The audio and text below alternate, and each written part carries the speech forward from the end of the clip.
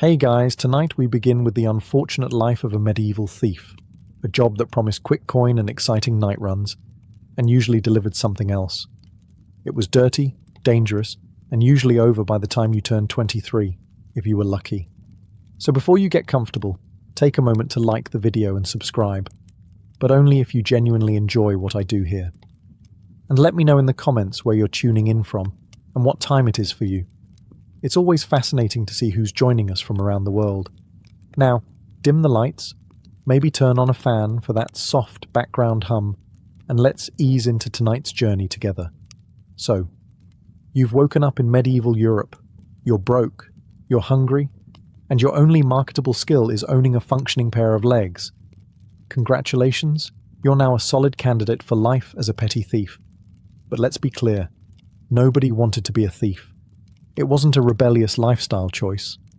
No one in the 14th century leaned on a pitchfork and said, "When I grow up, I want to steal pies and dodge pitchforks." This wasn't Ocean's 11. This was desperation. Volume 3, with extra mud. The economy was not in your favour. Wages were laughable, assuming you were lucky enough to have a job at all. Most peasants lived hand to mouth, except the mouth was cracked and missing teeth, and the hand was probably frostbitten.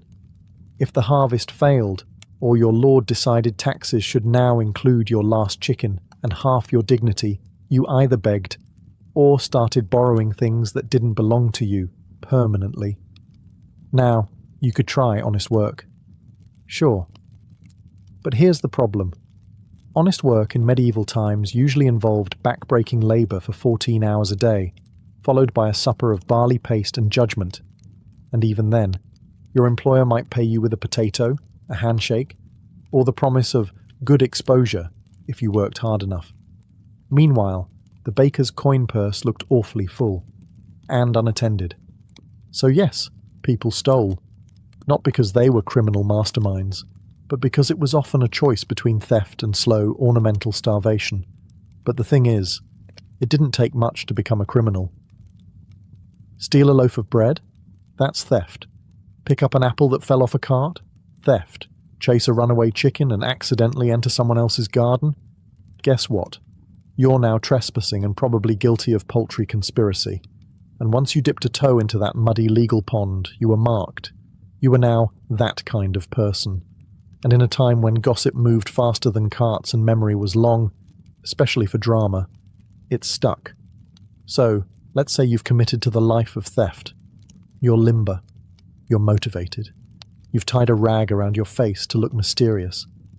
Great. Time to find a target. Except, good luck with that.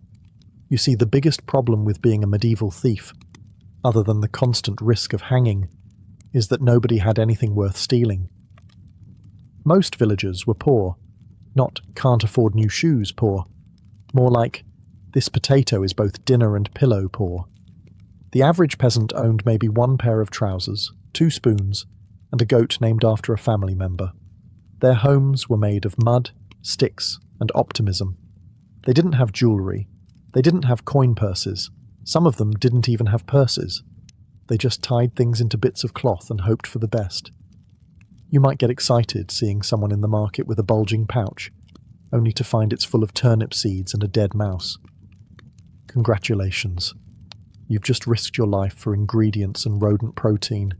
You'd think nobles were better targets. They had gold, after all. But they also had guards, dogs, fortresses, and an unhealthy enthusiasm for punishing people who touched their hats the wrong way. Robbing a noble was like walking into a wasp nest with a torch and hoping the wasps were polite. Then, there were the clergy. Churches had chalices and silver crosses, yes, but also locked doors, divine judgment, and more importantly, town gossip. Steal from the church, and everyone knew by lunch. Also, you might get cursed. Even if you didn't believe in curses, it still ruined your week. And don't even think about grave robbing. First of all, medieval cemeteries weren't exactly Fort Knox. They were barely organised. You could spend half the night digging only to find a pile of rocks and a very annoyed mole.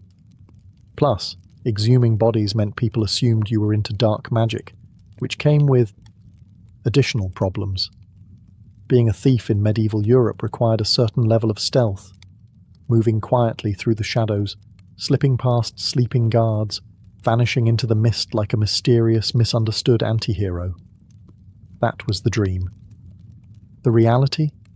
You smelled like a bag of boiled onions left in a goat's sock. Hygiene wasn't exactly a medieval priority.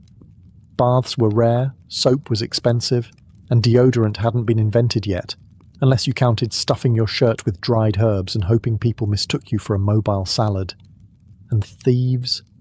They weren't exactly living in comfort. Most slept in haystacks, alleys, or under pigs. You absorbed the environment, not in a poetic way, in a your body is now 30% barnyard way. So when you crept up behind someone in the marketplace, they usually heard you coming. Not by sound, by scent. You might as well have worn a sign that said, "I have not seen clean water since Lent." Your clothing didn't help. Most thieves wore the same outfit every day because it was the only one they owned. After a few nights of hiding in chimneys or crouching behind fish stalls, that outfit developed a personality. The kind of personality that clears a room. Even worse. Your job required physical activity. Running, jumping, crouching, all in heavy woolen clothes that trapped every molecule of body odor like a cursed sponge. You were a walking scent crime. Guards didn't need dogs to track you. They just followed the faint trail of sweat, mold, and bad life choices. Did you hear that? No, but I smelled it. Not exactly the mystique most thieves hoped for. And if you thought you could blend into a crowd to escape, think again. Medieval crowds were full of people who also hadn't bathed. Yes, but you. You were worse. Somehow. You stood out. You were the human equivalent of a warning.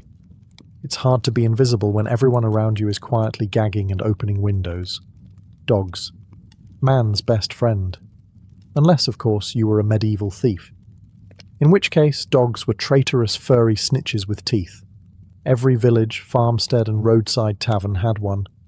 Not the floppy-eared, tail-wagging, who's a good boy kind we know today. No. These were wiry, half-feral creatures with scars, names like Chopper or Bitey, and the temper of a drunk blacksmith with gout. You didn't pet them. You prayed they didn't detect your presence through the fog. To a thief, dogs were the worst kind of security system. Cheap, loyal, and prone to dramatic barking at everything.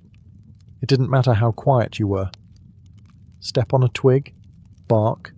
Sneeze into your sleeve? Bark. Breathe slightly near the pantry door? You'd better believe bark. And now the entire street knows you're trying to liberate that wheel of cheese. And they weren't just noisy. They were fast. Dogs could cross muddy courtyards in seconds.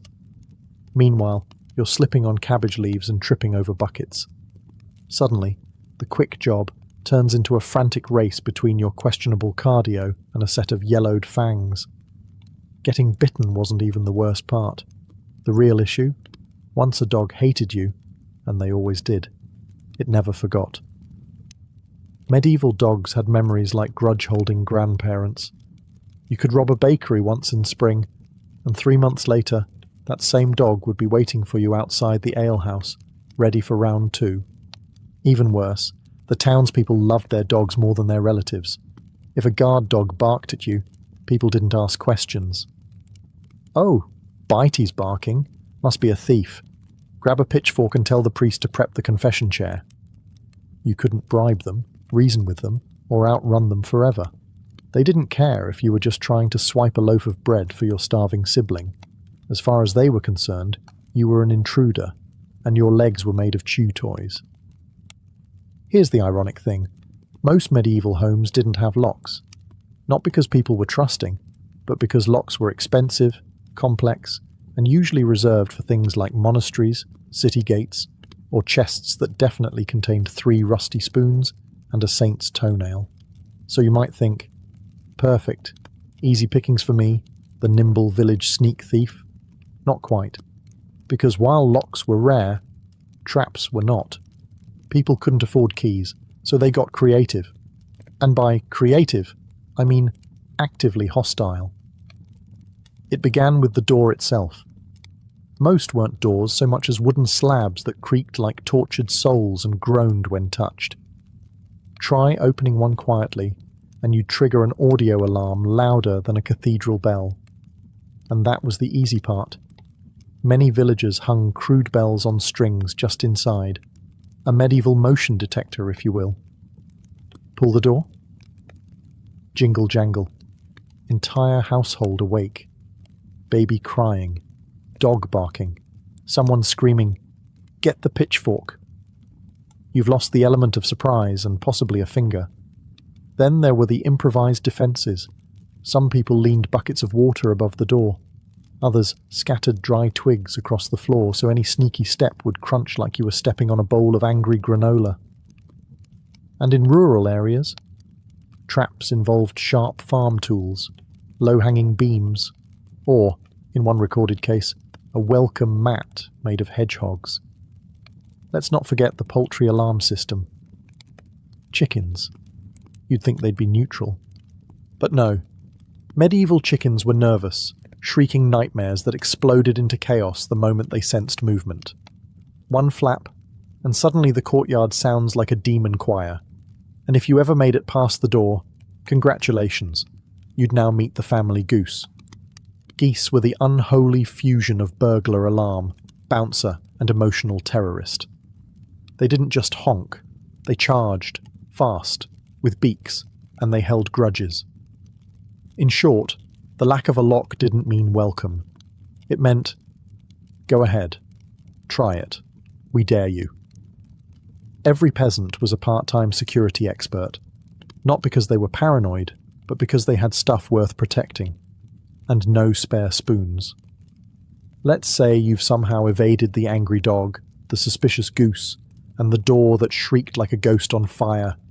You're inside. Success. Now you just have to sneak past the sleeping family and nab a pouch of coins. Except, bad news. Nobody was really asleep in medieval times. People didn't sleep in blissful, silent REM cycles. They slept like anxious squirrels, half conscious, one ear open, and usually holding something sharp. You see, being alive in the Middle Ages was a contact sport. Bandits, plague, taxes, wild boars. It was a daily buffet of potential doom. So when people went to bed, they didn't do it peacefully. They slept in shifts, with one eye cracked open and their favourite stabbing implement close at hand. And we're not talking about swords or dramatic daggers. We're talking about fireplace pokers, pitchforks, ladles that doubled as skull crackers, and the occasional suspiciously sharpened spoon. If it could dent your forehead, it was bedtime ready. Even peasants with families didn't trust the darkness. Parents slept with their kids huddled close, not out of love, but because it was easier to defend them all from one centralized pile. You know, like human Tetris, but angry. And don't assume there was a guest room to tiptoe past. Medieval houses were basically one big room. Beds? If you were lucky. Otherwise, straw mats and a goat that snored. You could barely walk without stepping on someone's cousin or a butter churn. You weren't sneaking. You were dodging obstacles like a medieval ninja warrior contestant. Oh, and let's not forget the soundscape. Every house had creaky floors, sputtering firelight, and that one sleeper who definitely talked in their sleep.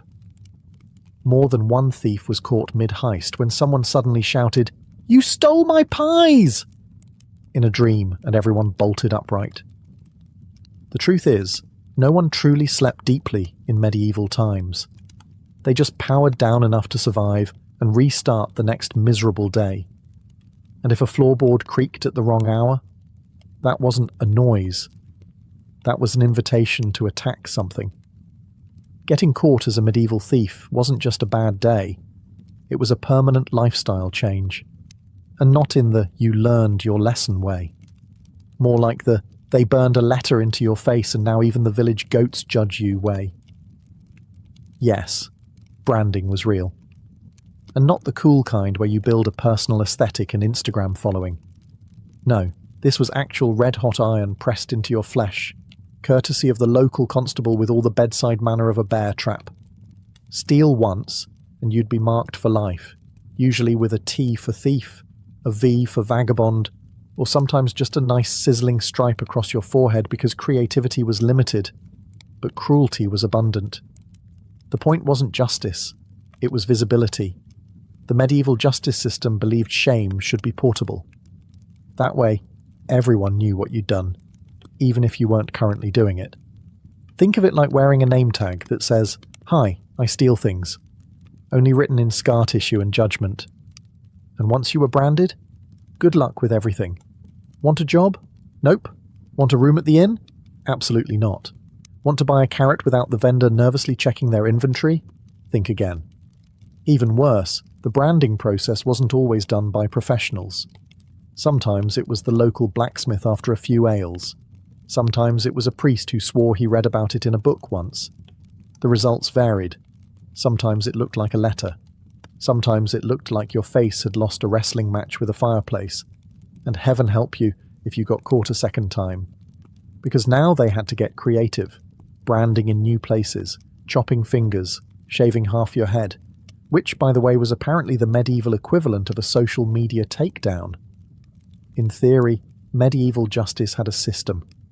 In practice, that system often looked like 20 angry villagers, one slippery accusation, and a hay fork with opinions. Welcome to trial by mob, the go-to legal process for thieves who were caught red-handed, red-faced, or just unlucky enough to look suspicious near someone else's pie. See, if a medieval crowd believed you stole something, they didn't call a lawyer. They called everyone else, neighbours, shopkeepers, children with no context but lots of enthusiasm. Suddenly, you weren't in trouble with the authorities. You were in trouble with Marjorie, who remembers when you looked funny at her geese 2 months ago. And once the mob had gathered, forget innocent until proven guilty. That idea was about 500 years, and one enlightenment away. You were guilty the moment someone shouted, "That's him!" Bonus guilt if your clothes were torn, your hair was wild, or you didn't live within shouting distance. Your trial usually began with yelling, escalated to grabbing, and ended with something being thrown at your head. Possibly a shoe, possibly a turnip, possibly a goat. Medieval mobs were unpredictable but deeply committed. If you were lucky, someone with an official title showed up. A constable maybe, a monk if you were really blessed. But often, you were at the mercy of local justice, which meant you'd be tied to a post in the square while everyone took turns describing how their day had been ruined, specifically because of you. The evidence? Circumstantial. The verdict? Decided by volume. The sentence? Creative. Sometimes it was public shaming, stocks, pillories, or being forced to wear a sign that said something like, "I steal eggs and lie to my aunt." Sometimes it was a beating. Sometimes it was being dunked in the river while people yelled things like, "Confess!" and "I told you he looked like a sock thief." Appeals? None. Defense? You could try shouting, "It wasn't me," but that mostly made people throw harder. Mob justice didn't aim for truth. It aimed for closure. Fast, loud, cathartic closure. You've been caught. The mobs had their fun. Maybe they didn't kill you. Congratulations. You've been deemed worthy of public humiliation instead. Enter the stocks. Now, if you're imagining a quiet time out to reflect on your choices, no. Stocks weren't punishment light. They were medieval entertainment. You were the show. And not a good one. More like a local improv group made entirely of humiliation and leg cramps. First, let's define them. Stocks were large wooden frames that locked your ankles, and sometimes your wrists, into place. You sat awkwardly in a public square, hunched like a badly folded deck chair, with your limbs stretched out and your dignity leaking from every pore. And you stayed there, for hours, sometimes days. Rain? Tough? Snow? Too bad. Pigeons landing on your head? Welcome to your new normal. But the weather wasn't the worst part. The people were. Passers-by were encouraged to mock you, loudly, creatively. They'd throw things, spoiled food, manure, whatever was nearby and unpleasant. Children especially enjoyed this. It was a community bonding moment, like a holiday, but smellier and more personal. "Hey, that's the guy who stole the blacksmith's sausage," someone would shout. Then the sausage, now very stale, would be hurled directly at your face, and don't think you could tune it out. Stocks were deliberately uncomfortable. Your legs went numb, your back ached, and your nose ran while villagers composed folk songs about your criminal incompetence. You might get lucky and have a sympathetic friend sneak you some bread. More likely, though, someone stole your food while mocking your theft record. That's irony, medieval style. And let's not forget the long-term effects. After a public stock session, you were marked. Not physically, but socially. People remembered. You were now that guy from the stocks. It stuck longer than the cabbage in your hair. Also, if you thought this was the lowest tier of punishment, think again. The stocks were practically a spa day compared to what came next. Branding, mutilation, or a one-way ticket to the gallows, courtesy of your local execution enthusiast. By medieval standards, a flogging was considered merciful. Not because it was painless, far from it, but because it meant you still had your limbs, your life, and a chance to limp home afterward. In a world where punishment often included branding, dismemberment, or the kind of community engagement that ended with a funeral, a good old-fashioned flogging was almost polite. Let's set the scene. You've been caught stealing, perhaps a loaf of bread or someone's spare boots. You're hauled into the town square, surrounded by people who definitely don't have anything better to do, and the local authority gives the nod. Out comes the whip, not the movie-style leather one.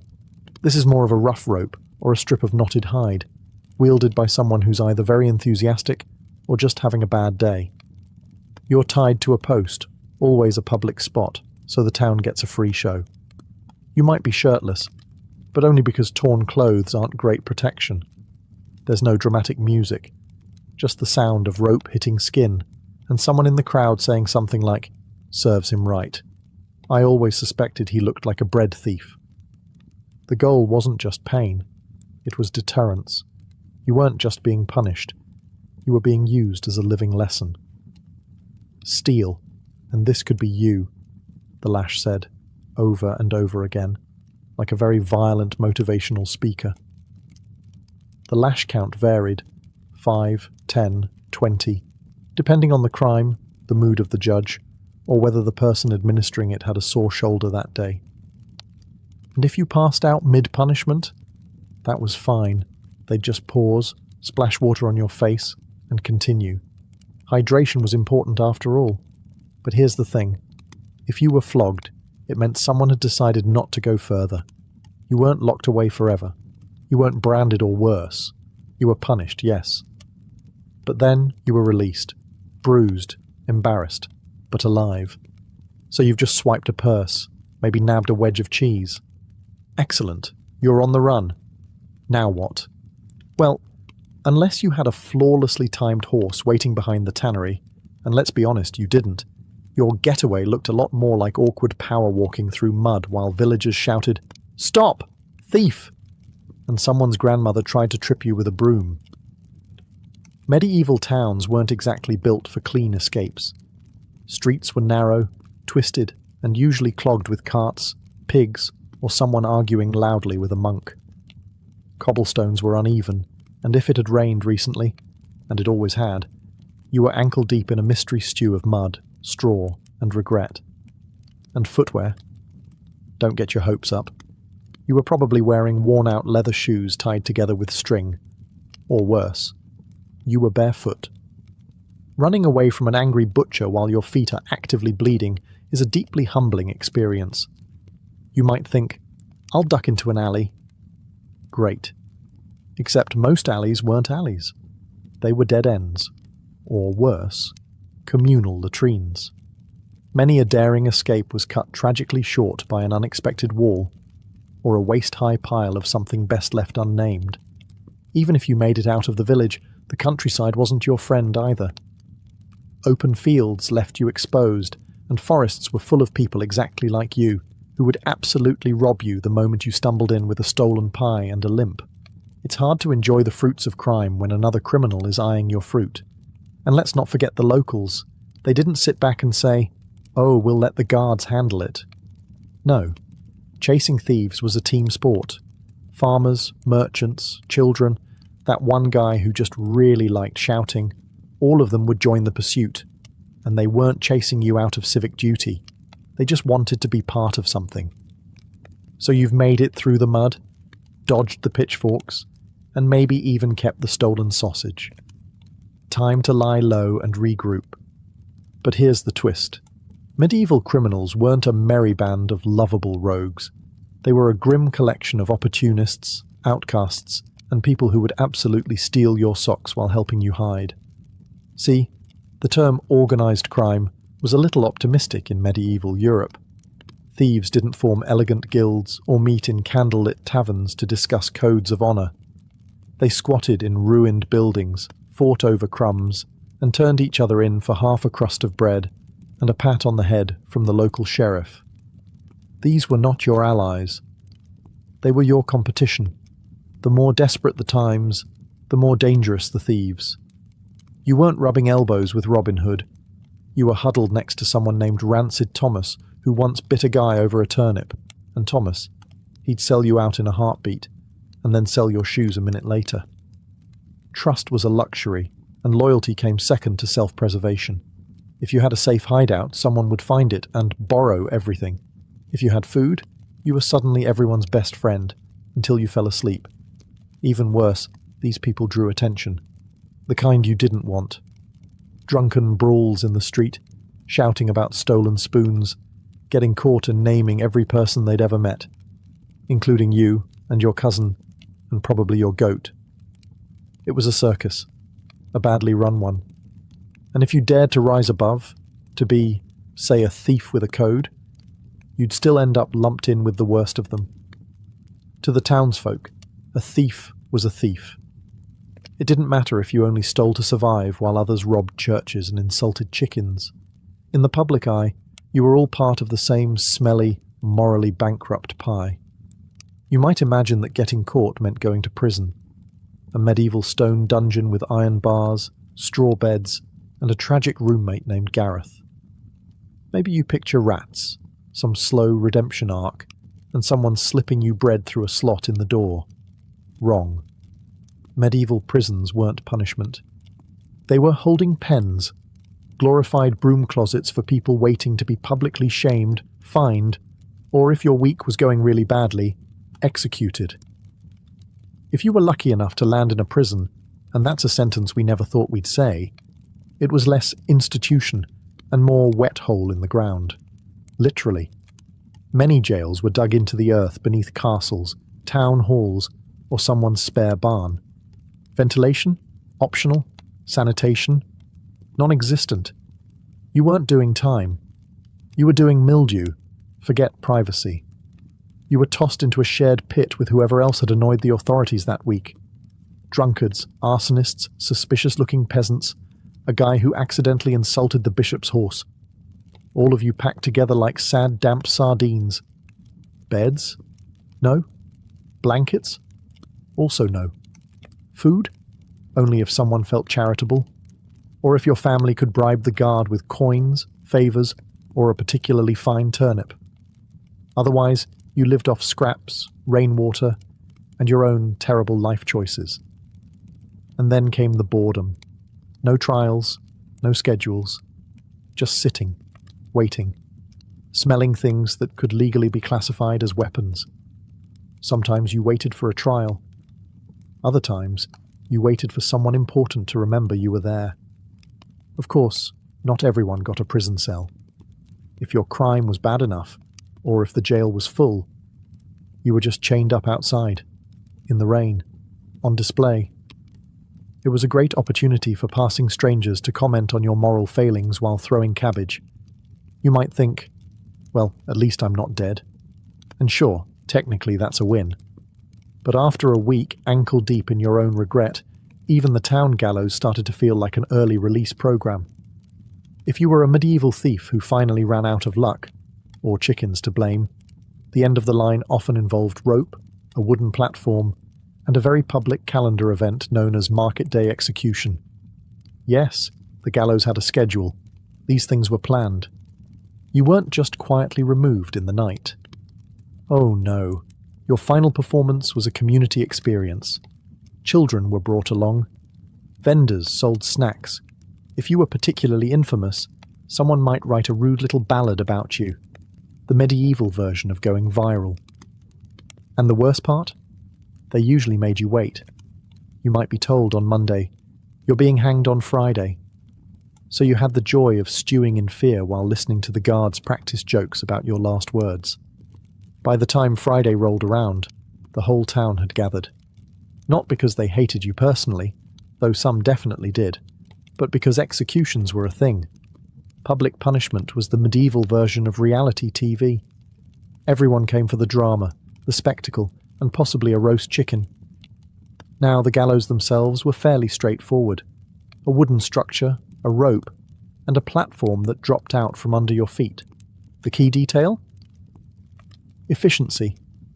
It wasn't about ceremony. It was about getting it done and moving on with the day. You didn't get a final meal. You didn't get last words unless the executioner was in a generous mood or needed a bathroom break. If you were lucky, the rope was tied correctly and your neck snapped instantly. If you were unlucky, and let's be honest, you were a medieval thief, so luck wasn't your strong suit, the rope stretched and things got awkward.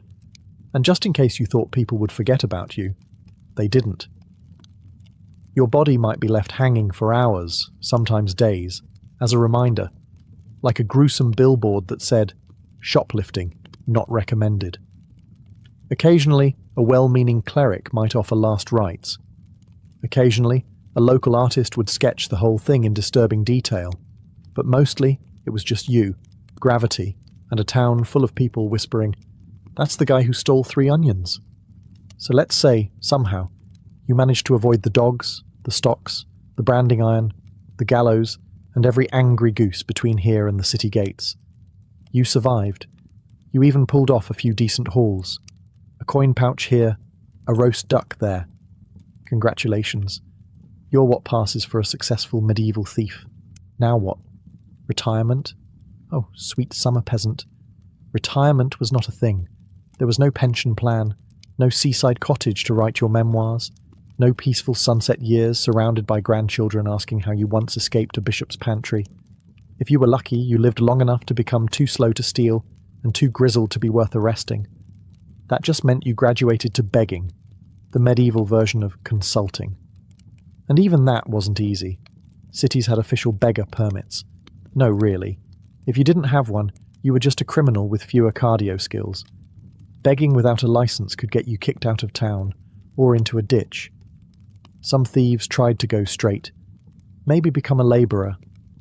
Problem is, you're still branded, still infamous, and still missing 3 teeth and a solid resume. When your references include escaped a cellar once and knows how to climb a wall in under 30 seconds, employers tend to look elsewhere. And let's not forget the other charming option, becoming an informant. You turn in your old friends for a few coins and a pat on the back until someone recognizes you, and then you become the story of the week at the local gallows. So no, there was no retirement plan, no thieves' union, no quiet fade into obscurity.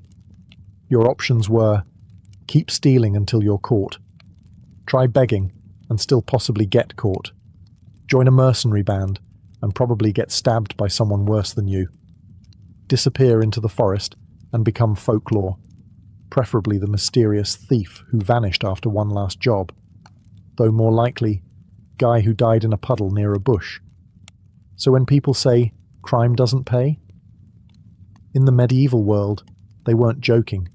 It paid in bruises, scars, and a lifetime of looking over your shoulder. It started with good intentions, or at least that's what the official reports claimed. In the early 1800s, Britain was being swallowed whole by industrialisation.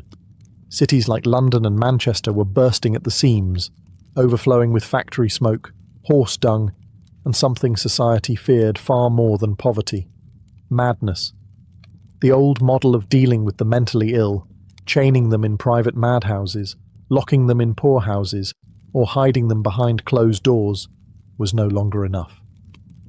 Reformers like the Quaker William Tuke in York had already begun to experiment with something radical: kindness. His moral treatment model rejected whips and beatings in favour of gardens, fresh air, and human decency.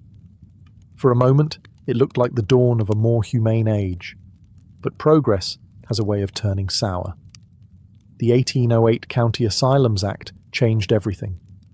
It allowed local governments across England and Wales to build public asylums funded by taxes. And that's exactly what they did, by the dozen. By mid-century, asylums had become sprawling institutions on the edge of every major town. Their architecture was Gothic, ominous, and fortress-like. They were supposed to be temples of healing. Instead, they became warehouses for the unwanted. The problem wasn't the concept. It was the execution. These new public asylums weren't just for the violently insane. They became dumping grounds for the inconvenient. Unmarried mothers, alcoholics, epileptics, paupers, menopausal women, anyone who caused a scene or failed to follow Victorian norms could end up inside. Diagnoses were vague, often sexist, and deeply moralistic. If you were a woman with opinions, you might be labelled hysterical. If you were a man who didn't work hard enough, you might be accused of melancholia or moral insanity. And once you were inside, it was hard to get out. Asylums ballooned in size. What began as institutions for 50 or 60 patients swelled to house thousands. Overcrowding exploded. Funding couldn't keep up. The staff-to-patient ratio collapsed.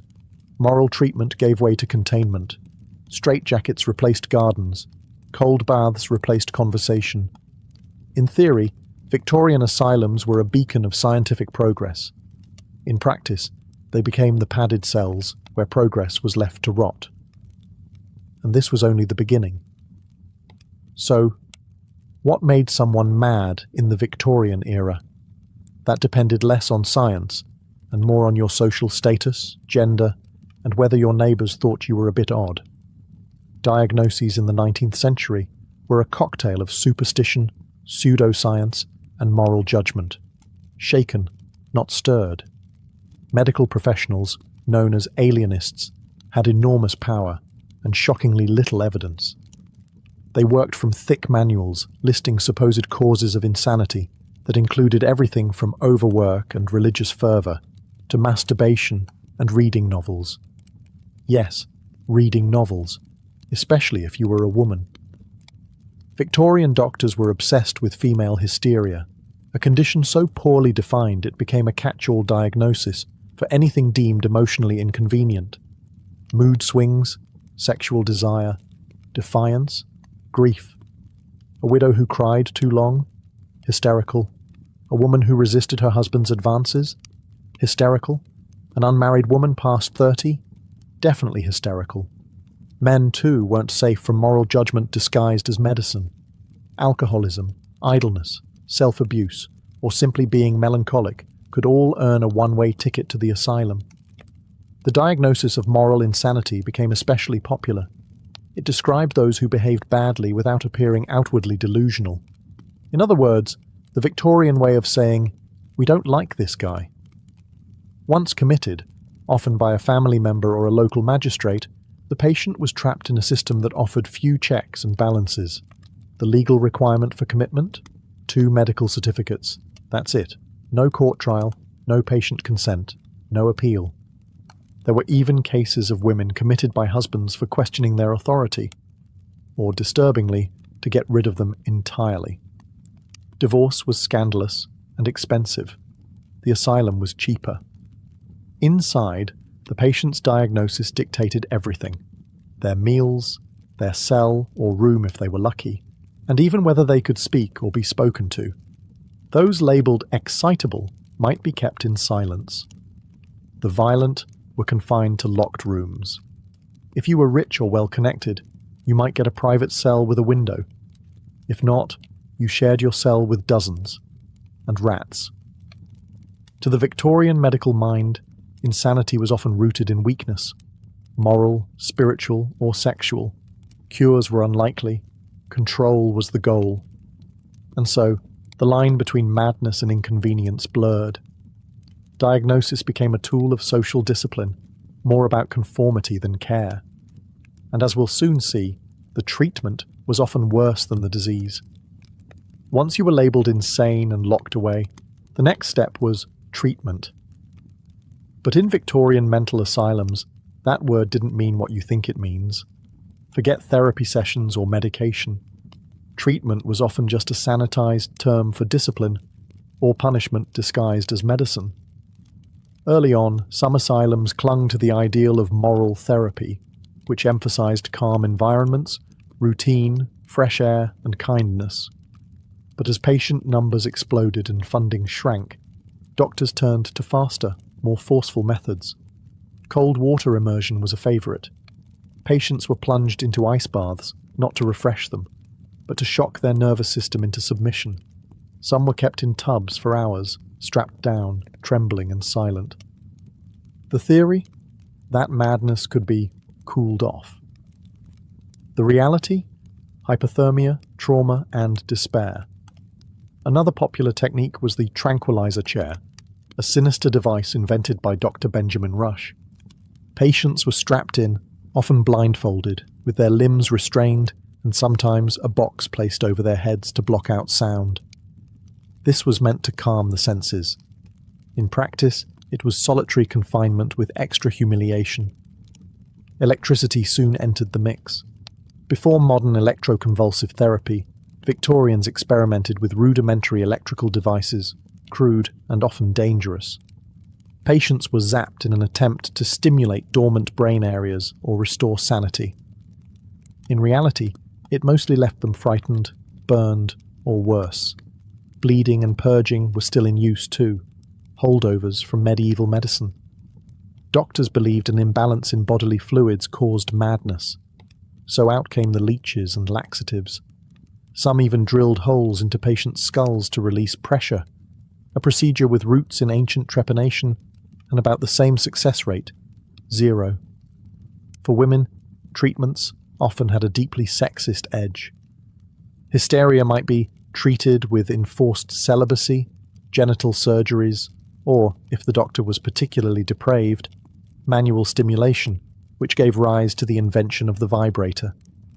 Yes, the first vibrators were medical devices designed by Victorian doctors who thought female orgasms cured insanity. And then there was sedation. Chloral hydrate and opiates were used liberally, not to heal, but to silence. Patients were rendered docile, zombie-like, easy to manage, especially in overcrowded asylums with one nurse for every 50 inmates. Victorian asylums didn't heal minds. They broke them, systematically, coldly, and often with the approval of the medical establishment. And still, somehow it would get worse. If you were to approach a Victorian mental asylum from the outside, it might look majestic.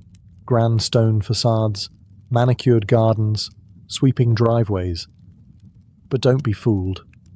These buildings were designed less for healing and more for containment.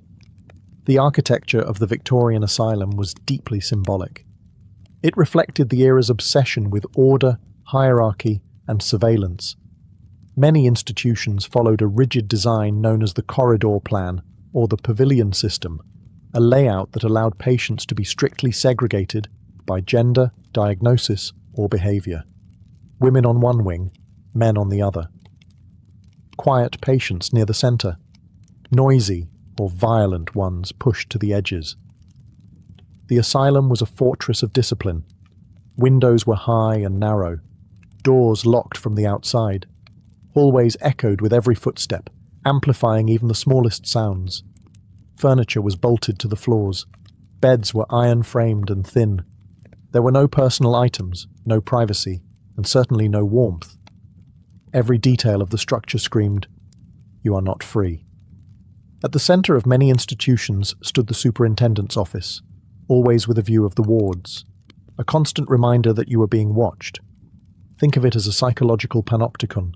You never knew exactly when you were under observation, which meant you always behaved as if you were. Even the landscaping played a role. Gardens weren't just for aesthetics.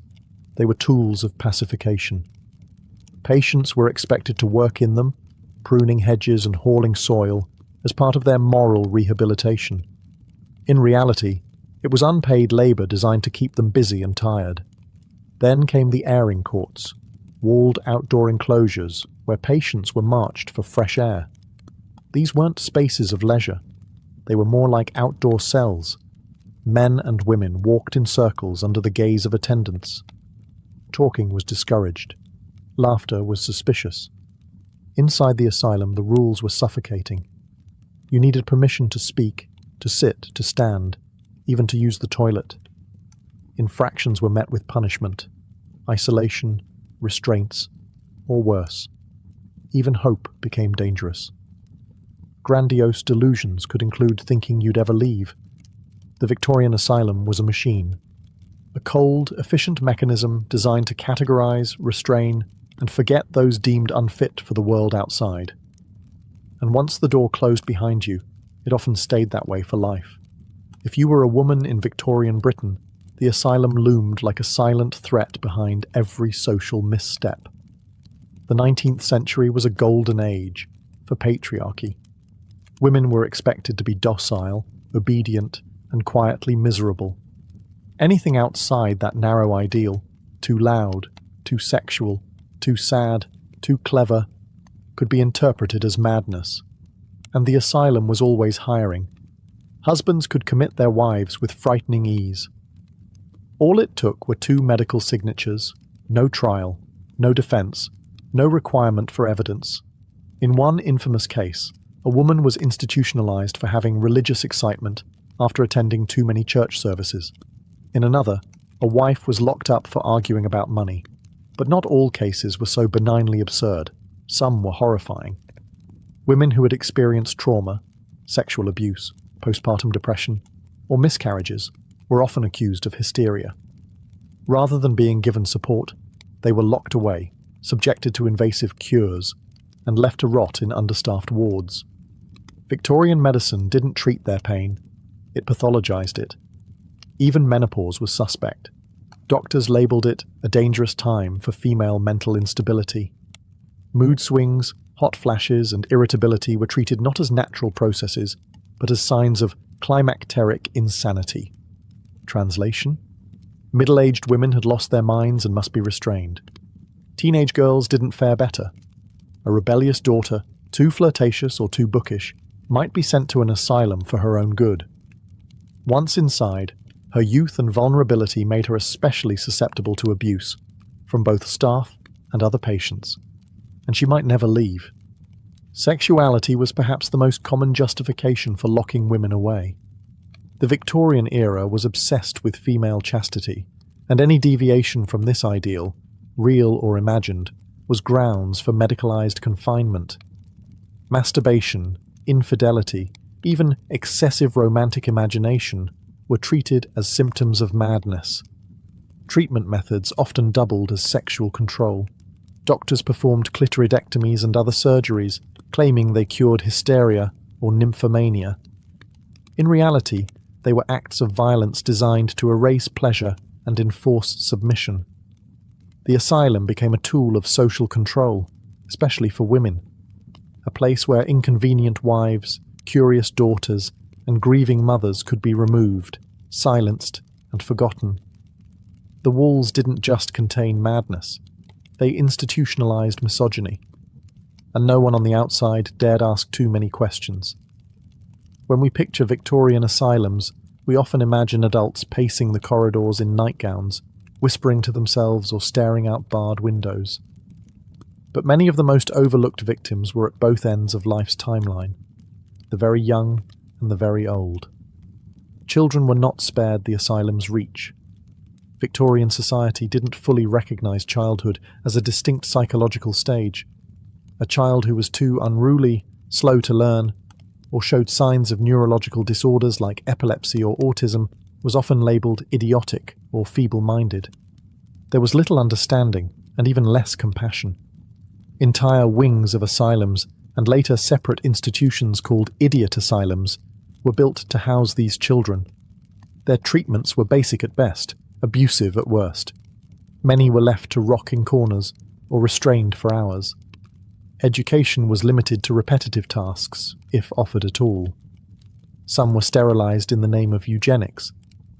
And because their families were ashamed or too poor to care for them, many children spent their entire lives behind asylum walls.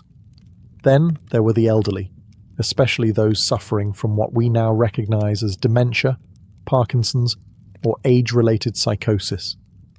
Back then, these conditions were lumped together under terms like senile insanity. The elderly poor, in particular, had few options. If they were alone, confused, or simply couldn't manage their lives, the asylum beckoned.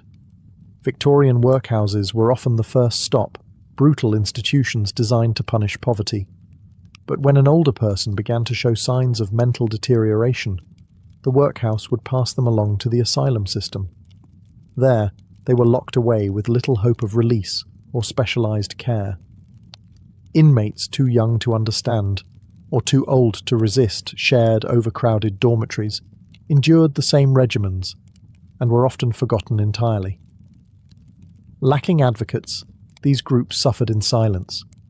No letters, no visitors, no voice. And because they weren't violent or disruptive, they were often ignored by the staff. Just another warm body to sedate, bathe and feed.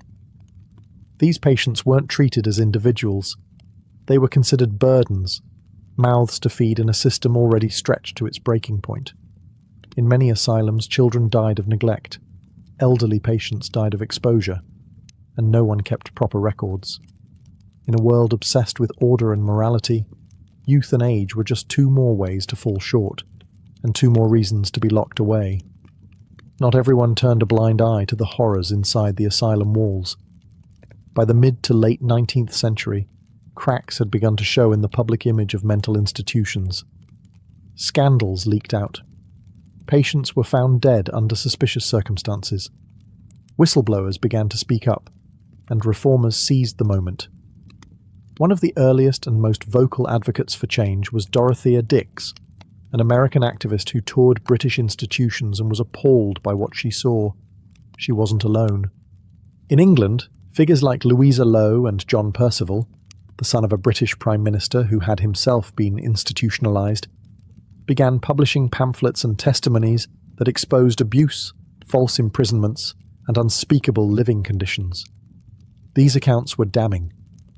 Patients chained for weeks. Women sedated to silence their cries of protest.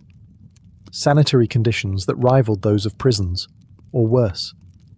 Some institutions, like Hanwell or Colney Hatch, became infamous for their sheer scale and brutality. In 1859, Parliament passed the Lunacy Act, which attempted to standardise asylum regulations. A board of commissioners in lunacy was formed to inspect institutions and protect patient rights. But in practice, inspections were sporadic and superficial. Superintendents had time to tidy things up before visits, and abuse continued in quieter corners. Meanwhile, journalists began sniffing around. Undercover investigations revealed that many patients weren't mad at all. They were poor, difficult, inconvenient, or victims of family betrayals. The newspapers ate it up. Public outrage simmered. Reform-minded doctors, too, began to question the system. Some experimented with occupational therapy, music, and recreation. They called for better training for attendants and higher standards of care. A few institutions even introduced open wards, where patients were not locked inside and could roam the grounds, a revolutionary idea at the time. But these improvements were uneven at best. For every progressive asylum, there were 10 where nothing changed. Why? Because the system was profitable. Families could pay to have a relative quietly removed. Local governments saved face by hiding the visibly unwell. And the public preferred the illusion of care to the discomfort of reality. The reformers made noise, yes, but the machine kept humming. And while some patients found their voices and champions, most remained locked away, quiet, forgotten, and increasingly hopeless. The age of reform had begun, but it was far from finished. In Victorian society, madness wasn't just feared, it was watched. Asylums, ironically, were not always hidden from public view. In fact, They often became local attractions. Visitors, curious, bored, or just plain morbid, could buy tickets to tour the wards. It was part spectacle, part moral instruction. Look how fortunate you are not to be like them. This wasn't an exaggeration. Middle and upper-class Victorians treated asylum visits like museum outings. Families would pack a lunch, ride their carriages to the local lunatic hospital, and stroll past the barred windows and padded cells like they were viewing zoo animals. Sometimes, attendants would point out particularly entertaining patients, those who raved, danced, or shouted at the walls. It was theatre. But the cast never auditioned. Even the patients were aware of it. Some wrote letters begging to be spared the humiliation of being on display. Others performed madness, believing that acting insane enough might secure release, or at least some attention. But the spectacle went beyond voyeurism. The asylum also became a tool of political theatre. Doctors gave public lectures inside their institutions, showcasing their success stories and methods. Patients were trotted out like trophies, often still suffering, but coached to say they were improving. These exhibitions reassured donors and officials that their money wasn't being wasted. Photography played its part too. The Victorian era saw the birth of psychiatric portraiture. Solemn, eerie images of patients posed stiffly, sometimes with signs listing their diagnosis. These weren't for family albums, they were for medical journals and public display, reinforcing the idea that insanity had a look, a type. These faces became the propaganda of control. And of course, literature and theatre loved the asylum trope. Gothic novels like Jane Eyre and The Woman in White used the mad woman in the attic as both villain and victim, always isolated, often imprisoned, rarely understood. These stories mirrored society's real anxieties about women, class, power, and the thin line between sanity and rebellion. In truth, Victorian asylums didn't just house the mad. They helped define what madness meant. They were social mirrors, reflecting everything the era feared: disorder, deviance, sexuality, and loss of control. And for many, being labelled insane was not the end of a journey. It was a lifelong sentence written in whispers and watched through iron bars. By the end of the Victorian era, the asylum system had become a paradox, born from reform, fed by fear, and sustained by silence. Institutions meant to offer sanctuary had become places of permanent exile. The 20th century would eventually bring changes, some overdue, some still flawed, but the shadows cast by Victorian mental asylums linger even now.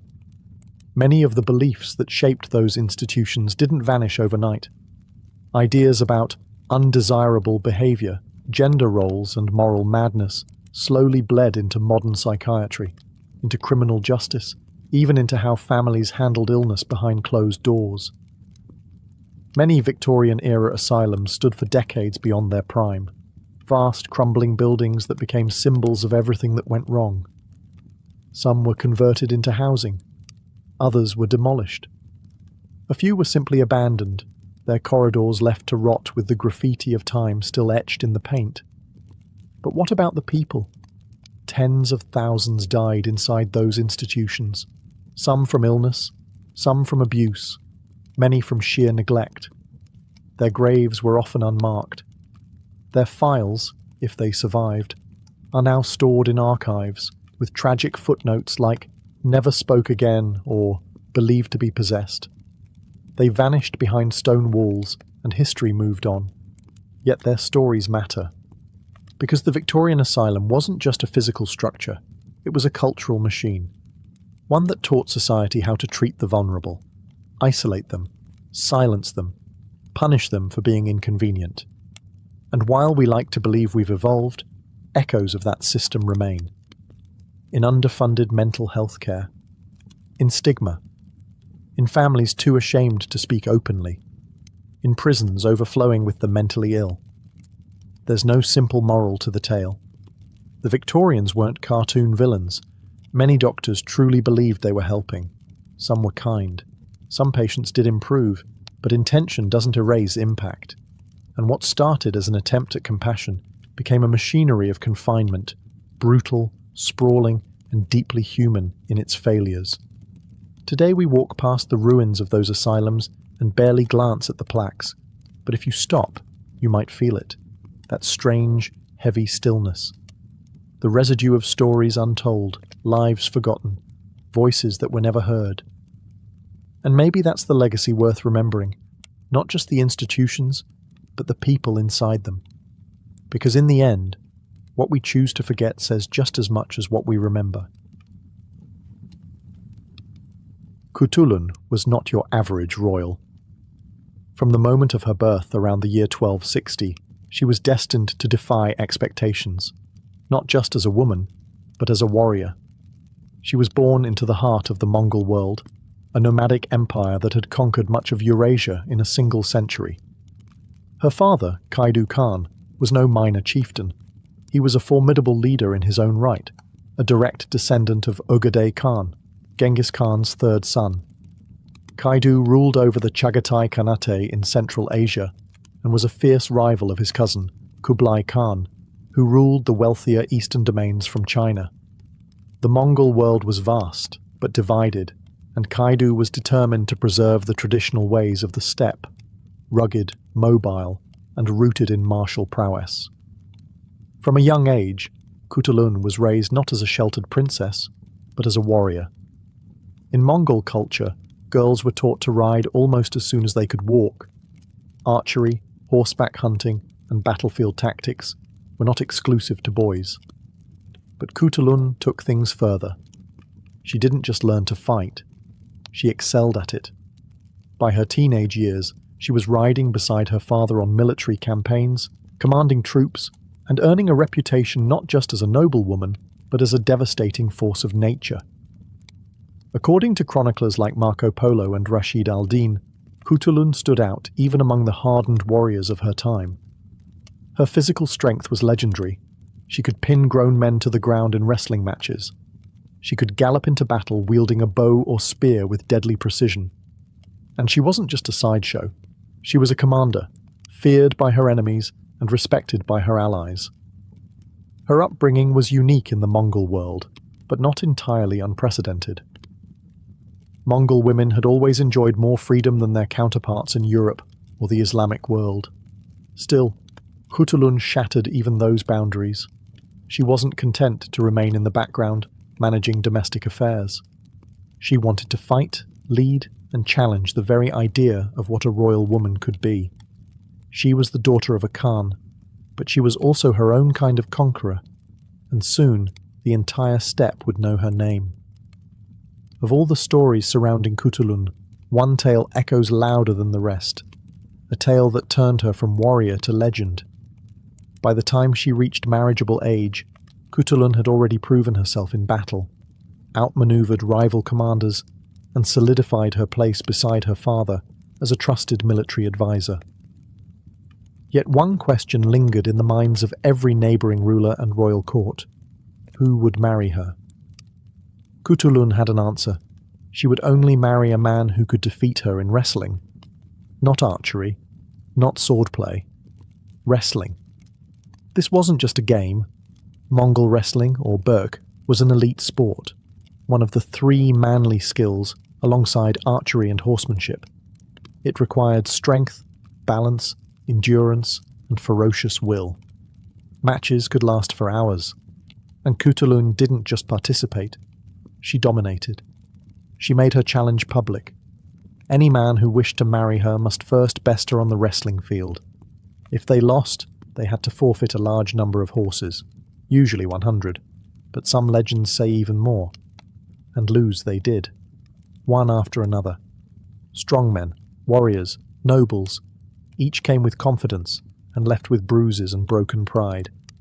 Some accounts, particularly the dramatized ones by foreign travelers like Marco Polo, claim that Cthulhun amassed a herd of 10,000 horses from these failed suitors. Whether literal or symbolic, the message was clear. She had turned traditional courtship into a trial of strength, and no man measured up. To her people, this wasn't scandalous. It was awe-inspiring. Kutulun became the embodiment of the steppes' ideals, fierce, free, and unconquered. Her defiance of convention didn't diminish her femininity, it redefined it. She didn't reject marriage outright, but she refused to surrender to weakness, status, or political convenience. Of course, her parents, especially her mother, were less enthused. Kaidu may have admired his daughter's prowess, but he also had dynastic ambitions. A strategic marriage could have secured alliances, but Kutulun held firm. She would not be bartered or bound, not unless her chosen match could take her down with his own strength. None ever did. This vow wasn't just about love. It was a statement, a living declaration that no man, no matter how rich or royal, could own her unless he earned it through force and respect. And in that ring, Kutulun remained undefeated. Kutulun wasn't just a champion in the wrestling ring. She was a terror on the battlefield. From her teenage years onward, she rode alongside her father, Kaidu Khan, as he led campaigns across Central Asia in his long-standing war against Kublai Khan and the Yuan dynasty. These were no ceremonial rides. Kutulun fought in full armor, commanded troops, and made tactical decisions that earned her the fear and respect of seasoned generals. The Mongol way of war was brutal, fast, and highly coordinated. Cavalry maneuvers, feigned retreats, and ambushes were all part of the game, and Kutulun mastered it. One account, likely exaggerated but rooted in truth, claims she would ride into enemy lines and snatch up a prisoner, as easily as a hawk plucks a chicken. This wasn't poetry. It was how Mongols assessed greatness, through action. Her battlefield prowess was so formidable that her father reportedly considered naming her as his heir, not just to his household or his horses, but to the leadership of the entire Chagatai Khanate. This was no small thing. Mongol politics were deeply patriarchal, especially when it came to succession. Leadership wasn't simply inherited, it had to be won, endorsed by powerful male nobles and military leaders. For Kaidu to even consider Kutulun as his successor meant she had done more than earn his trust. She had proven, time and again, that she was a commander equal to or better than her brothers, but therein lay the problem. Kutulun had many brothers, 15 by most counts, and not all of them were fond of being outshone by their sister. Resentment simmered. Whispers of jealousy and scandal began to circulate, some even suggesting that her closeness to her father was unnatural. Others accused her of seeking too much power for a woman. Yet Kaidu stood by her. During his many campaigns against the Yuan dynasty and their allies, Kutulun remained one of his most reliable commanders. She led her own units, charged into battle, and brought home victories. Soldiers followed her not because of her name, but because of her record. She wasn't a token warrior. She was the real thing. And with every campaign, her legend grew, not just as a woman among men, but as a warrior among warriors. As Kutulun's fame on the battlefield surged, so did the whispers. To her father, Kaidu Khan, Kutulun was more than just a daughter. She was his right hand, his most trusted general, and, according to some sources, his preferred successor. While her brothers bickered and schemed, Kutulun remained unwavering in her loyalty. She was bold, strategic, and brutally effective. In a world where trust could mean life or death, Kaidu had no doubts about her. But the rest of the Mongol aristocracy wasn't as confident. The idea of a woman inheriting power, let alone ruling an entire Khanate, was enough to send shockwaves through the traditionalist ranks. Sure, Mongol women had historically enjoyed more freedom than their counterparts in other parts of the medieval world. They could own property, advise on politics, even ride into war. But to rule outright? That was a different story. As Kaidu's health began to decline, the issue of succession became urgent. Kutulun remained his obvious choice in terms of loyalty and merit. But politics doesn't always reward merit. Her brothers, cousins, and various Mongol nobles saw an opportunity to block her rise, and they began to act. Some spread rumors that her relationship with Kaidu was inappropriate, crossing lines of familial closeness. Others accused her of using sorcery or feminine manipulation to win influence. These weren't just idle gossip, they were calculated attacks meant to discredit her in the eyes of the tribal councils. But Kutulun didn't back down. She continued to appear at Kaidu's side during military councils. She commanded troops with the same unshakable confidence. Her power was visible, undeniable. And yet, it wasn't enough. Even her father began to sense the political storm brewing. Despite his unwavering support, he could see that naming her as heir might divide the Khanate, or worse, spark a civil war after his death. Mongol rule depended on strength and unity. A disputed succession could unravel everything he had built. In the end, Kaidu never officially named Kutulun his successor, not because she was unworthy, but because her worth made her dangerous to those clinging to an old world. She had fought harder, led better, and remained more loyal than any man around her. And still, the throne stayed just out of reach. For now. For years, Kutulun had stood firm. She would only marry the man who could defeat her in wrestling. None had succeeded, and with every broken suitor sent home horseless, her legend grew, along with the pressure to abandon her vow. Kaidu's tolerance had limits. While he respected her independence and military skill, he was still a father, and more importantly, a Khan with political obligations.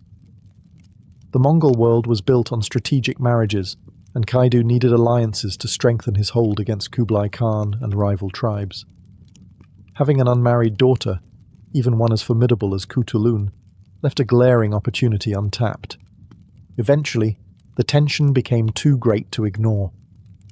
Kaidu, under pressure from his advisors and other noble houses, reportedly urged Kutulun to reconsider her terms. The political climate was shifting. Her victories on the battlefield, while impressive, were no longer enough to shield her from internal expectations. And so, reluctantly, Kutulun married. The identity of her husband remains shrouded in mystery. Some sources say he was a man accused of plotting against Kaidu, and the marriage was her way of demonstrating loyalty to her father, choosing to wed the accused man herself to prove his innocence. Others claim the man was selected for political reasons, someone deemed worthy by the tribal council, even if he hadn't bested her in sport. What is certain, however, is that Kutulun did not marry for love, and she did not marry on her own terms. Her wrestling challenge disappeared. Her resistance, at least publicly, had ended. But if her opponents expected her to fade quietly into domestic life, they were sorely mistaken. Even after marriage, Kutulun continued to command troops. She still rode into battle. She maintained her position at her father's side until his final days. The title of wife changed little about her role in the political and military affairs of the Chagatai Khanate. Still, her marriage marked the beginning of a shift. The legend of the unconquered warrior princess had met the realities of dynastic politics. Even Kutulun, fierce as she was, could not completely escape the demands of the world she was born into. Yet she had made her point, on the battlefield, on the wrestling ground, and in the hearts of her people. She had never been defeated. Not really. In 1301, everything changed. Kaidu Khan, the powerful warlord who had defied Kublai Khan, kept the western steppe in check and trusted his daughter more than any of his sons, died. His passing sent a tremor through the Chagatai Khanate. Without a clear successor, the line of inheritance fractured immediately. Kaidu had never officially named Kutulun as his heir, despite her unmatched military record and steadfast loyalty. Whether he feared political backlash or believed the nobles would never accept a woman, he left the throne open, and the wolves descended. Her brothers, particularly Horus and Chapar, scrambled to fill the vacuum. Some claimed Kaidu had whispered a name on his deathbed. Others insisted they had always been the rightful heirs. What followed wasn't just a succession debate. It was a power struggle laced with betrayal, rivalry, and violence. Kutulun didn't stand idle. Though she may not have been formally recognized as the Khan's successor, she wielded more influence than most of her male relatives combined. Her support, or opposition, could make or break a claim. Soldiers still followed her. Local leaders still respected her. Many believed she should rule, and there are reports, fragmentary and debated, that Kutulun attempted to claim leadership in the immediate aftermath of Kaidu's death. If true, this would have made her one of the few women in Mongol history to vie openly for power at the Khanal level. But the odds were against her. The steppes' traditions were not ready to accept a female Khan, no matter how capable she was. The same commanders who had once praised her in battle now turned to her brothers, fearing the political instability that might come from breaking patriarchal norms. Kutulun's opposition grew louder. Her options grew fewer. In the end, Chapar seized power, backed by influential nobles and opportunists. Kutulun was sidelined, but not entirely erased. She continued to hold command in her own territory and remained a feared presence. Still, the reins of the Khanate slipped through her fingers. It was a bitter turn. The woman who had fought beside her father for decades was denied the chance to lead in his place. But Kutulun didn't disappear. She watched. She advised. And she waited, for even in defeat, she was never diminished. As the dust settled from Kaidu's death and the succession battles cooled, Kutulun found herself in a strange position, still powerful, still feared, but increasingly isolated. Her brother Chapar now held formal control of the Khanate, though his rule was tenuous at best. He lacked Kaidu's charisma, Kutulun's military brilliance, and the loyalty of many tribal leaders. The political landscape had become unstable. Alliances shifted quickly. The Mongol Empire, once united by Genghis Khan's iron will, had splintered into competing factions, each led by Khans more concerned with self-preservation than unity. Kutulun remained at the edge of this chaos. She still commanded warriors loyal to her. She still advised in military matters. But the open road to leadership had closed. Her position was now more symbolic, an icon of what could have been. And then, just as quietly as she had emerged decades earlier, Kutulun vanished from the record. She died in 1306, her exact cause of death unknown. No chronicles detail her final battle, or whether she died in war or peace.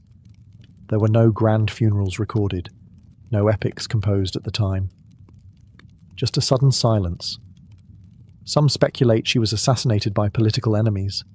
Others believe she died of illness.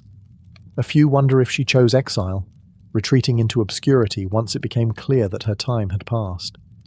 But the lack of details does not erase the weight of her legacy. Kutulun had lived her life by her own code, fierce, loyal, and unbending. She had out-wrestled every man who tried to conquer her. She had ridden into battle not as decoration, but as a general. She had earned her father's trust and nearly ruled in his place. In a world dominated by men, she stood as an equal, and often their superior. No husband had ever defeated her. No enemy had ever conquered her. And even in death she remained unconquered in memory. While her brothers' names faded into the footnotes of Mongol history, Kutulun became legend. Her name would live on in the tales told around fires, in the whispers of travelling merchants, and, eventually, in the pages of history books written centuries later. She may have died quietly, but nothing about her life had ever been quiet. Kutulun's physical presence may have disappeared in 1306, but her legend refused to die. For centuries, her story travelled not through formal chronicles, but by word of mouth, carried by nomads across the steppes, by traders on the Silk Road, and by foreign visitors both fascinated and confused by the memory of a woman who had wrestled her way into history. One of the earliest outsiders to mention her was Marco Polo, the Venetian traveller who visited the Mongol court in the late 13th century. He spoke of a warrior princess who could ride into enemy ranks and seize a man as easily as a hawk snatches a chicken. Though his accounts are often coloured with exaggeration, Polo's portrayal helped enshrine Kutulun in the Western imagination, not just as a curiosity, but as a marvel. Later chroniclers like Rashid al-Din included her in their histories, focusing more on her martial abilities and her unusual vow of wrestling for marriage. While these accounts differ in detail, they all agree on the essentials. Kutulun was a woman of extraordinary strength, intelligence, and autonomy, in a world that rarely allowed such traits to flourish in women. And then came the transformation, from legend to symbol. Centuries after her death, Kutulun's story was reimagined in various forms. In the 18th century, her life inspired a French opera titled Turandot, though with a heavy European twist. In this version, Kutulun becomes the icy Chinese princess who refuses to marry any man unless he can solve her riddles. Those who fail are executed. The bloodthirsty tone has little to do with the historical Kutulun, but it shows how powerful her legend had become. So powerful that it could be reshaped, absorbed, and misrepresented across cultures. The most famous adaptation, of course, came in the 20th century with Puccini's opera Turandot. Audiences around the world heard Kutulun's story without ever hearing her name. The woman behind the myth was lost in translation, but not erased. Today, historians and feminist scholars have worked to reclaim her truth from the fog of fiction. In Mongolia and Central Asia, Kutulun is celebrated as a national hero, a symbol of female strength and resistance. Statues have been raised in her honor. Her name lives on in popular retellings, both academic and poetic. Because long after empires fall, stories endure, and hers still thunders like hooves across the steppe. In a world still grappling with the limits placed on women, on who they're allowed to be, what they're permitted to achieve, Kutulun's story resonates more than ever. She wasn't a queen tucked away in a palace, nor a passive figurehead married off for diplomacy. She was a general, a wrestler, a tactician, and a daughter who might have become a ruler. Her life remains a fierce rebuttal to the idea that women in history were always silent, always obedient, always sidelined. Kutulun wasn't. Across Central Asia today, Kutulun's name is spoken with pride. In Mongolia, she is hailed as a symbol of female power, a true descendant of Genghis Khan, who proved that strength and femininity were never mutually exclusive. In wrestling circles, her name is evoked with reverence. Some even consider her the spiritual mother of Burk, Mongolian wrestling itself. Women who take up arms or challenge tradition are often compared to her. She has become a cultural shorthand for fearless defiance. Modern scholars and authors have also begun restoring her story to its rightful place. While earlier generations remembered her through warped Western lenses, romanticized, exoticized, or misrepresented, contemporary historians are sifting through the layers, reclaiming the true Kutulun, not a fairy tale princess, but a real human being who demanded to live on her terms. She's inspired children's books, documentaries, and academic theses. Her legacy has also seeped into pop culture, appearing in shows like Marco Polo, where she's portrayed as a fierce warrior, unafraid to speak her mind or challenge tradition. Though dramatized, these portrayals at least reintroduce her to modern audiences, inviting them to dig deeper. Her story is also part of a broader effort to rewrite the historical narrative, to make space for the voices long ignored or misrepresented. Kutulun isn't just a historical footnote. She's a chapter that was almost erased, now rediscovered. And perhaps that's her greatest victory. She lived in an era where power was measured in strength, loyalty, and legacy, and she mastered all three. No man ever conquered her in sport, no army ever crushed her in war, and no culture, no empire, no time period could silence her completely. Kutulun lives on, as legend, as symbol, and as proof that sometimes the fiercest warrior wears a braid, not a crown. Imagine a world without hospitals, surgical theatres, or even a fixed address. Now imagine thriving in it. For the nomadic peoples of the Eurasian steppe, from the Scythians and Sarmatians to the Turks and Mongols, this wasn't a temporary state. It was a way of life. Always on the move, chasing grazing pastures and evading enemies, they had no luxury for stationary institutions. And yet, they developed a remarkably effective system of medicine, fluid, adaptive, and as mobile as the people it served. Nomadic medicine wasn't centered around buildings or bureaucracy. It was carried on horseback, stored in saddlebags, and passed down through spoken word, observation, and spiritual ritual. There were no clinics, no white coats. The healer came to you, or sometimes rode beside you into battle. This was medicine born out of necessity and honed by generations of intimate observation of the land, animals, and people. Nomads treated wounds in the field, under the open sky. They cured infections in felt tents. They delivered babies miles from the nearest settlement. Their methods may seem simple to modern eyes, but they were anything but primitive. Theirs was a holistic approach. Healing was not just about treating a physical symptom, it was about restoring balance between body, soul, and spirit. Illness was often seen as the result of disharmony with the natural world, with one's ancestors, or with unseen spirits. And so, medicine among the steppe peoples was never just a science, it was also deeply spiritual. Knowledge came not from books, but from lived experience. The role of healer often fell to shamans, elders, or those with an inherited calling. They memorized plant lore, knew how to reduce fevers with goat's milk or willow bark, and could set a broken bone using leather straps and smooth river stones. But they also spoke to spirits, performed purification rituals, and interpreted dreams. Nomadic medicine was shaped by resilience. You couldn't wait for a specialist. You had to know how to act, quickly and wisely. Every rider, every mother, every elder was expected to know something about health, because survival depended on it. In a world that moved with the wind and lived on horseback, medicine had to keep up. And somehow it did. In the world of nomadic medicine, the most powerful healer wasn't a doctor in a white coat, it was the shaman. Shamans held a unique place in steppe societies. They were part healer, part priest, part psychologist, and part performer.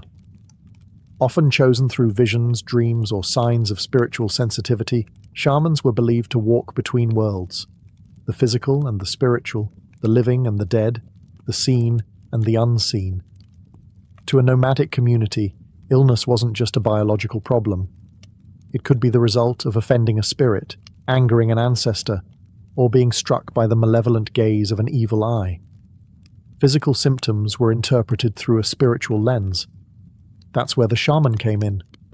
When someone fell ill, especially with no clear injury or explanation, the shaman was summoned.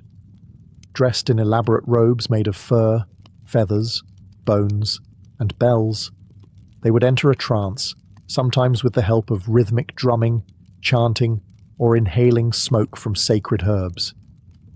In this altered state, the shaman would attempt to communicate with spirits to find the source of the illness. Healing rituals might involve drawing illness out of the body with the help of talismans or feathers, chanting protective spells, or using sacred objects like mirrors to reflect spiritual harm. Some rituals required sacrifices of animals, milk, or incense to appease the spirit world. But shamans weren't only spiritual mediators, they were also practical healers. Many had a deep understanding of medicinal herbs, midwifery, and emergency care. They could dress wounds, reduce fevers, and treat common ailments. What made them unique was that they saw the body and soul as one, never separated. Interestingly, shamans often served multiple communities across the steppe. Their fame spread not through social media, but through oral tradition. A powerful healer might be summoned from hundreds of miles away to perform a cure. Gender roles varied. In some cultures, shamans were predominantly male. In others, especially among Turkic and Siberian nomads, female shamans were equally respected. Some were even gender fluid, seen as spiritually powerful because they existed outside conventional roles. In times of illness, it was the shaman's tent that offered both comfort and confrontation, a place where healing meant facing not only your pain, but the spirits behind it. To the nomads, health was not just about survival. It was about balance with the world you rode through, and the worlds you couldn't see. With no apothecaries or stocked pharmacies, nomadic healers relied on what the land offered, and the steppe offered more than you'd think. The vast grasslands of Central Asia, Siberia, and the Caucasus weren't just grazing territory for horses and sheep. They were medicine cabinets, plants, minerals, animal parts. Every natural element was fair game for healing. Knowledge of these remedies was passed down orally, generation to generation, often guarded by elders, midwives, and shamans. Take the yarrow plant, for example. Common across Eurasia, it was crushed into a poultice to stop bleeding. Willow bark, which contains salicin, the compound from which aspirin is derived, was brewed into tea to treat fevers and inflammation. Juniper berries were burned in ritual purification, but also brewed as a tonic for digestive issues and used to disinfect wounds. Garlic, wild onions, and fermented mare's milk, airag, were frequently used as immunity boosters. Herbal treatments weren't just about ingredients, they were about timing. Plants were gathered at specific times of year, under specific moon phases, or after particular rituals. Some herbs were dried and stored in leather pouches. Others had to be used fresh. The preparation was just as important as the plant itself. Animal-based medicine also had its place. Yak or sheep fat was used to treat frostbite. Bear bile and deer antler shavings were believed to boost vitality. Horse milk, rich in vitamin C, was not only a daily drink, but also a common remedy for weakness, fatigue, and even depression. And then there were stones and minerals. Powdered limestone was sometimes applied to wounds to dry them out. Sulfur was burned to cleanse sick tents. Salt was essential, not only for preservation, but for purging and disinfecting. What's striking about nomadic pharmacology is its holistic nature. Remedies were rarely administered alone. A tea came with a prayer. A wound was treated while a charm was tied around the wrist. Physical and spiritual healing went hand in hand. Healers knew their environments intimately. They could look at a patch of wildflowers and tell you which were safe to eat, which could calm a cough, and which would kill a man by morning. That knowledge wasn't written down, it was lived. And if you wanted to survive the open steppe, you didn't just need a sword. You needed someone who could tell roots from poison. Nomadic life wasn't just about tending livestock or herding across open plains. It was a life of war, raids, and physical hardship. And when bones cracked or blood flowed, healing had to be swift, smart, and mobile. Battlefield medicine was a vital skill among nomads, especially for warrior cultures like the Scythians, Huns, Turks, and Mongols. In these societies, everyone knew how to ride and fight, and that meant injuries were common. From broken ribs to deep lacerations, nomadic healers had to act fast, often with nothing more than a saddlebag of tools and a sharp mind. Bone setting was one of the most valued healing arts. Dislocations, fractures, and joint injuries were treated using surprisingly advanced techniques. Healers used animal sinew or strips of rawhide as makeshift splints. Smooth stones or carved bone braces kept limbs immobile. Dislocated joints were popped back into place with controlled leverage, a skill that was part art, part brute force. Wounds were cleaned using boiled water, alcohol from fermented milk, or infused herbal tonics. Cauterization was commonly practiced, heating a metal tool in fire and pressing it to a wound to stop bleeding and prevent infection. Painful? Yes, but effective. It meant the difference between life and death in an age before antibiotics. Suturing techniques also existed. Horsehair or sheep gut could be used as thread, and bone needles were common. Wounds were stitched, then sealed with natural resins or animal fat to protect them from dirt and bacteria. In serious cases, bloodletting was employed, not always out of superstition, but as a method to relieve swelling, bruising, or perceived imbalances in the body. Horns, blades, and even leeches were used, depending on the tribe and the condition. Interestingly, battlefield surgery didn't only happen after a fight, it often took place during it. Some shamans or senior warriors carried small kits to dress wounds mid-battle. Quick thinking and crude field dressings kept soldiers fighting longer and helped prevent infection from setting in early. Even dentistry wasn't ignored. Cracked or rotting teeth were pulled using iron tools. For toothaches, they applied a paste made of clove oil, ground bone, and wild herbs directly to the gum. Nomads couldn't afford long recovery times. Their medicine had to be portable, fast, and effective. It wasn't pretty, but it worked. And when you live in a world where danger gallops just over the next hill, that's all that mattered. Among nomadic peoples, the birth of a child was both a blessing and a battlefield. Without permanent shelters, maternity wards, or trained obstetricians, childbirth on the steppe was a dangerous yet sacred event, handled almost entirely by women, using a mix of experience, herbal knowledge, spiritual ritual, and sheer resilience. Midwives were central to this world. They weren't formally trained, but they carried generations of knowledge passed down through observation and oral tradition. These women knew how to position a baby, how to soothe a mother in labour, and how to act fast when things went wrong. Births typically happened inside gers or yurts, the felt-covered tents of the steppe, which could be made warm, clean, and private. The mother would squat, stand, or lean against another woman during delivery, positions that used gravity to assist the birth and minimized prolonged labour. The midwife monitored the baby's position, adjusted the mother's breathing, and massaged her abdomen to encourage contractions. Pain management came through both herbal remedies and ritual. A tea made of valerian root or wild poppy might be used to calm the mother's nerves. Juniper smoke was often burned to cleanse the space and drive away malevolent spirits. The presence of charms, amulets, and whispered blessings helped create a sense of protection. If complications arose, breech birth, hemorrhaging, retained placenta, the midwife had limited options, but a lifetime of practiced intuition. Herbs like shepherd's purse or yarrow were used to control bleeding. Pressure techniques and warm compresses were applied to help reposition the fetus. In rare cases, forced delivery by hand might be attempted, a dangerous move, but sometimes the only choice. Once the baby was born, horse milk or warm sheep's milk was often the first nourishment, especially if the mother was weak. The umbilical cord was cut with a sterilized knife or flint, then tied with a string soaked in alcohol or brine. The baby was swaddled in felt and anointed with protective symbols, sometimes soot or oils placed on the forehead or chest. Infant mortality was high. But when both mother and child survived, it was cause for major celebration. The newborn was not just a child, it was the future of the clan, another rider for the endless steppe.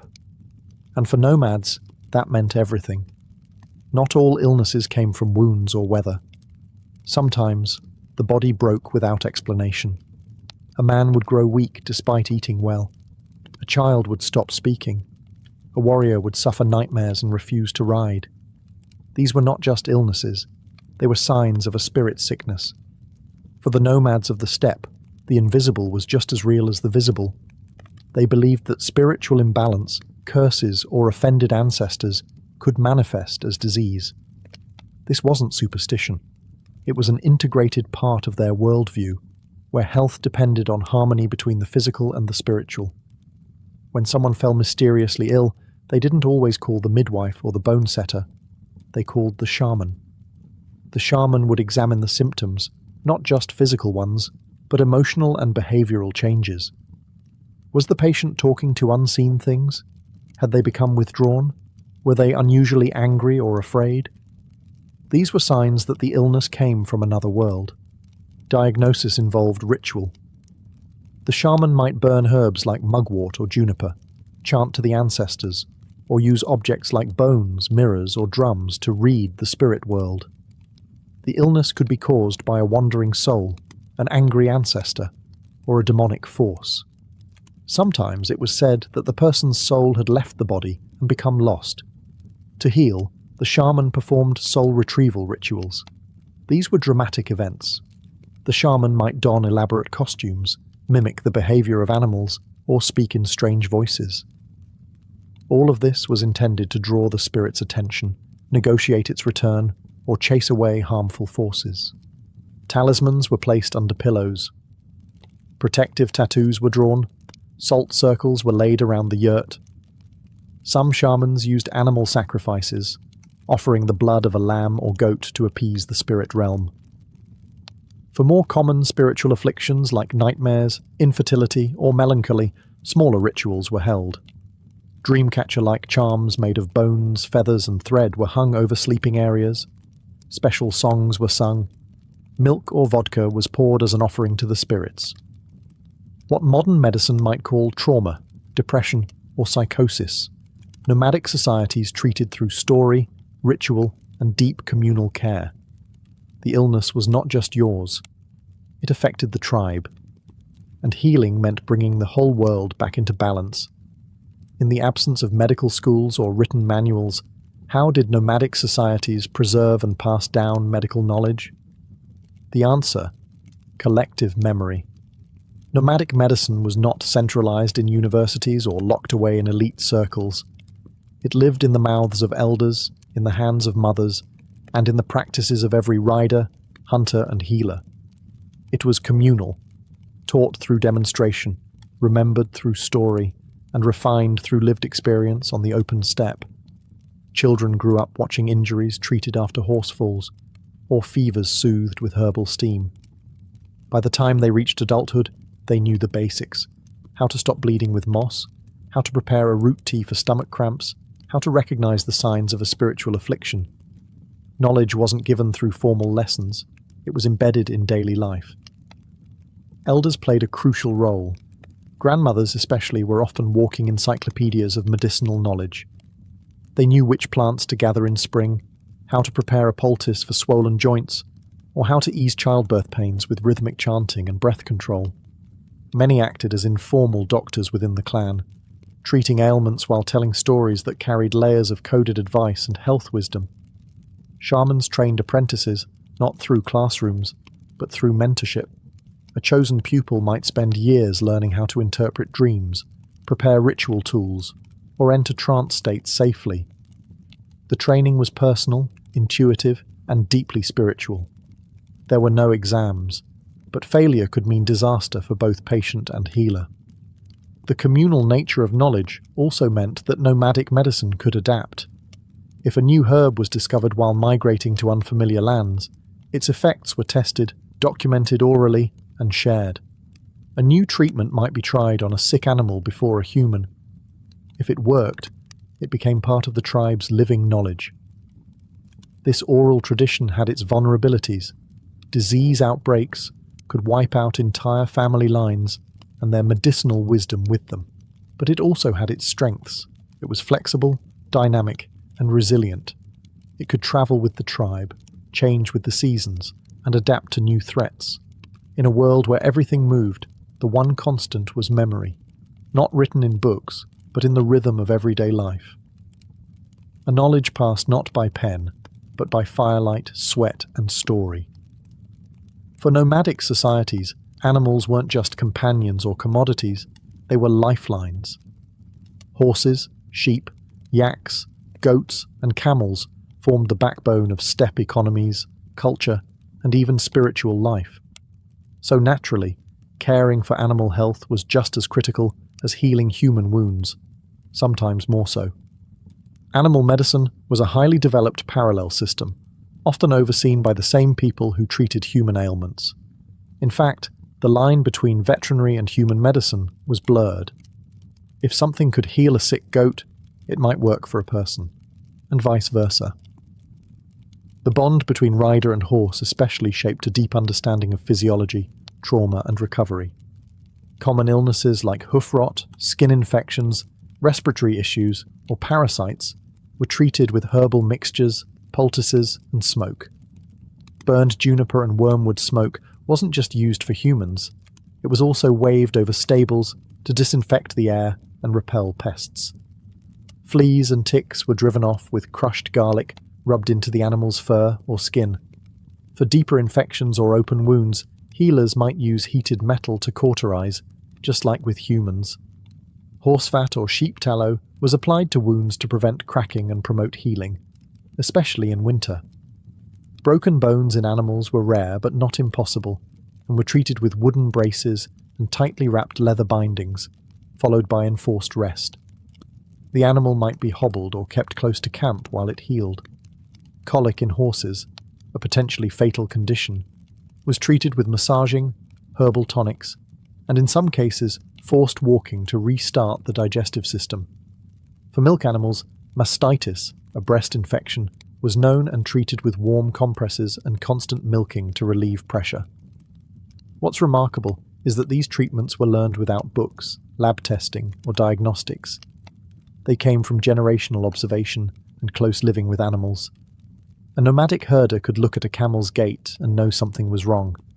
A grandmother could hear the tone of a sheep's bleat and recognize fever. The spiritual dimension was never far off either. Animals were believed to be affected by spirits just like people. A shaman might bless a sick horse or perform a cleansing ritual for a herd stricken with illness. Because if the animals died, the people didn't just lose wealth. They lost movement, milk, meat, and mobility. Healing the herd meant healing the heart of nomadic life. Though modern hospitals, pharmaceuticals, and globalized healthcare have changed the way we view medicine, the legacy of nomadic healing still lingers, quietly resilient, often overlooked, but remarkably enduring. Many of the remedies once carried in leather pouches and whispered in wind-swept tents have found validation in modern science. Willow bark is now recognized as the natural precursor to aspirin. Juniper smoke is understood to have antimicrobial properties. Techniques like bone setting, herbal poultices, and warm compresses continue to be used around the world, some unchanged for centuries. But more than the remedies themselves, it's the philosophy behind nomadic medicine that still speaks to us today. Steppe healing was built on adaptability. It didn't rely on sterile labs or climate-controlled pharmacies. It relied on being observant, inventive, and grounded in nature. It wasn't about cure so much as balance, restoring harmony between the body, the community, the spirit world, and the land. This mindset is returning. In a world increasingly overwhelmed by synthetic quick fixes and impersonal healthcare systems, there's a growing hunger for holistic medicine, for plant-based treatments, and for respectful integration of traditional knowledge. What was once dismissed as superstition is now being re-evaluated as a body of experiential wisdom, tested, adapted, and preserved through the sheer necessity of survival. In Mongolia and across Central Asia, nomadic medicine is still practiced. Healers still prepare teas from wild herbs, still perform shamanic rituals, still teach children the signs of a sick animal or the first symptom of frostbite. Even among modernized populations, remnants of this tradition persist, woven into cultural identity like thread through felt. Of course, not all steppe medicine was safe or effective. Some rituals were based on belief rather than biology. But the human insight, the awareness of emotional health, the power of communal care, the role of nature in healing, remains timeless. Nomadic medicine teaches us that healing doesn't have to be high-tech to be profound. It shows that care can exist in a tent, on a mountain, in the middle of nowhere, that a healer doesn't need a degree to be wise, that health is as much about connection, to people, to place, to purpose, as it is about biology. And in that lesson, the steppe still speaks.